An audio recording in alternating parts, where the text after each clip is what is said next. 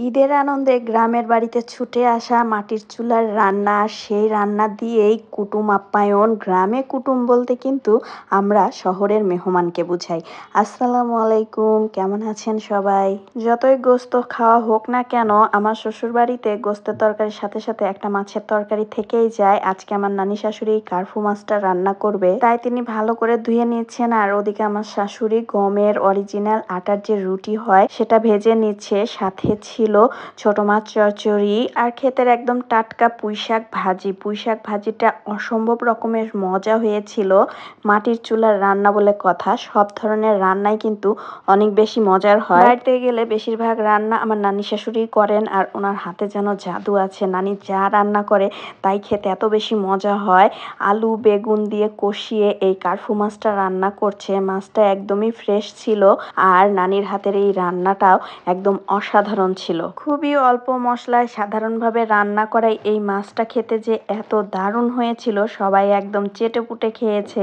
এই তো ভাত, মাছ, সেই সাথে ছিল এখানে ব্রয়লার মুরগির গোশত, আর ছিল ঘন করা ডাল, সেই সাথে ঈদের গোশত ছিলই। ঈদ করতে আমি আমার বড় যা এসেছি, আর আমরা যেহেতু শহরে থাকি সবসময় গ্রামে ওভাবে আসা হয় না, তাই আসলেই আমার শাশুড়ি চেষ্টা করে পিঠাপুলির আয়োজন করার। এখানে রুটি পিঠা বানানো হচ্ছে, তেল পিঠা করা হয়েছে পাতিল ভর্তি করে। এছাড়াও আজকে ঈদের পরের দিন সেজো যা আসবে, সাথে ননদকেও বলা হয়েছে। আর এখানে চালের রুটি অনেক বেশি করেই বানাতে হয়, কারণ যেহেতু রুটিটা খুব সফট আর নরম হয়, এই রুটিটা কিন্তু অনায়াসে 4-5টা করে একজন এমনিতেই খেতে পারে। তবে খাওয়াটা সহজ হলেও এই রুটির প্রসেসিংটা কিন্তু একটু কষ্টকর। অনেকটা সময় নিয়ে একটু ধৈর্য ধরে মথে নরম করে তারপরে বানাতে হয়। যেহেতু অনেক পরিমাণে রুটি বানানো হয়ে গেছে, তাই 2 চুলাতে রুটিগুলো সেঁকে নেওয়া হচ্ছে দ্রুতই। ওদিকে শাশুড়ির রুটি ছেঁকছিল, আর আমরা সবাই মিলে চলে গিয়েছিলাম নদীতে আবারও গোসল করতে। গ্রামে এসে এভাবে বাচ্চারা নদীতে গোসল করতে খুবই মজা পাচ্ছিল, সেই সাথে আমরাও কত বছর পর যে এরকম করে নদীতে নেমে নেমে এবার কয়েকবার গোসল করেছি। সেই সাথে হুর, হিয়া, হাবিবা, আমার ঝার মেয়েটা সবাই খুবই এক্সাইটেড। প্রত্যেক দিনই প্রায় বলতে গেলে নদীতে গোসল করা হয়েছে। যদিও বা হুরের জন্য এত পানিতেই প্রথম নামার একটা এক্সপিরিয়েন্স, তারপরেও হুর অনেক বেশি হাত পা নাড়াচাড়া করছিল। আসলে কিন্তু বাচ্চাদের জন্য সাঁতার জানাটা খুবই ইম্পর্টেন্ট। যদিও বা 2-1 দিন থেকে কিন্তু এভাবে সাঁতার শেখানো কখনোই পসিবল না, তারপরেও যে বাচ্চারা সাহস করে পানিতে নামছে বা ডুব দিচ্ছে, এটাও কিন্তু সাঁতারের একটা অংশ।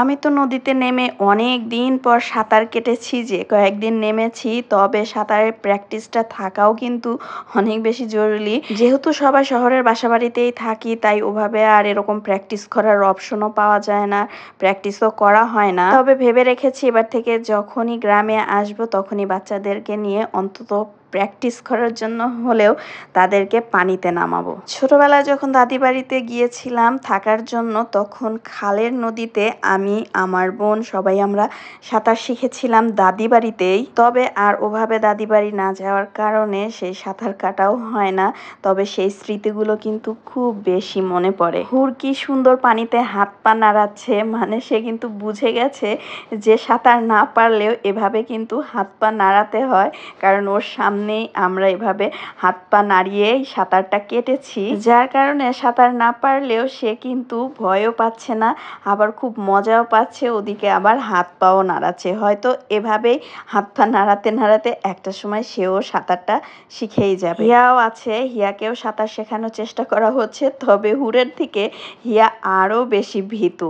আর আমার যার মেয়েটা খুবই সাহসী, সে অলরেডি ডুব দেওয়া শিখে গেছে, নিজে একা একাই নাকটা হাত দিয়ে চেপে ধরে সুন্দর করে ডুব দেয়। যদিও বা সে মাঝে মাঝে ডুব দিয়ে পানি খেয়ে ফেলছে, আর এটা কিন্তু নর্মাল একটা বিষয় যে সাঁতার শিখতে গেলে এভাবে 2-3 বার বাচ্চারা বা বড় মানুষ সবাই শুরুতে পানি খেয়েই থাকে। তবে খেয়াল করতে হবে বাচ্চারা যেন গভীর পানিতে চলে না যায়, তখন কিন্তু যারা সাঁতার পারে না তাদের জন্য কিন্তু অনেক বেশি সমস্যাই হয়ে যাবে। ওদিকে গোসল করে ফ্রেশ হয়ে আসতে আসতেই আমার সেজো যাও চলে আসে, তবে বড় ননদ আসতে পারেনি। পারিনি, শ্বশুরবাড়িতে অনেক বেশি ব্যস্ত ছিল বলে। সবাই একসাথে এভাবে খেতে বসেছিলাম, নরম নরম ফুলকো চালের রুটির সাথে ঈদের যে গোশটা অতিরিক্ত জালে জালে ঝুরা হয়ে গেছে, আর এই ঝুরা গোশের সাথে এরকম নরম সফট ফুলকো চালের রুটি একদম অসাধারণ লাগছিল। তারপরে আবার মাটির চুলার রান্না, সাথে আবার আমি এক পিস খাসির গোশও নিয়েছিলাম,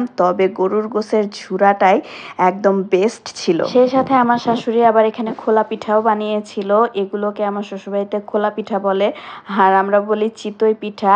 আর ছোট ছোট সাইজের সাজের যে পিঠা হয় সেগুলো, আর এগুলো বেশ মুচমুচে আর একদম সফট, আর ভেতরে সবগুলোতেই ঝাঁজ ওঠা ছিল। শীতের সময় কিন্তু এই পিঠাগুলোই আবার দুধে জাল দিয়ে ভেজানো হয়, আর এত ঝাঁঝরিওয়ালা সাজের পিঠাগুলো অনেক বেশি সফট হয় আর অনেক ভালোভাবে ভিজে, ওই পিঠার টেস্ট আরও বেশি মজার। সব ধরনের পিঠা খাওয়া দাওয়া শেষ করে বিকেলবেলার দিকে আমার চাচি শাশুড়ির বাড়ি গিয়েছিলাম গরুর গোশত ফ্রিজ থেকে আনবো বলে। সেখানে গিয়ে দেখি তার চাল কুমড়া গাছে সুন্দর জালি ধরে আছে, আর সে তার হাঁস মুরগির সাথে নতুন এই চীনা হাঁসগুলো নিয়েছে পালার জন্য। পরে আবার বিকেলবেলা সেই মরিচ মাঠে যাই, আমাদের ওইখানে বিশাল বড় একটা জায়গা আছে, সেটা দেখার জন্য।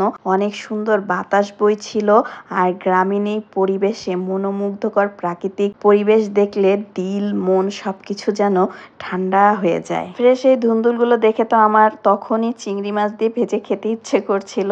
গ্রামে সবকিছু এভাবেই মাঠে ঘাটে খুব সহজভাবেই পাওয়া যায়। আজকের ভিডিওটা এই পর্যন্তই। ভালো লাগলে অবশ্যই একটা লাইক কমেন্ট শেয়ার করবেন। সবাই ভালো থাকবেন, সুস্থ থাকবেন। আল্লাহ হাফেজ।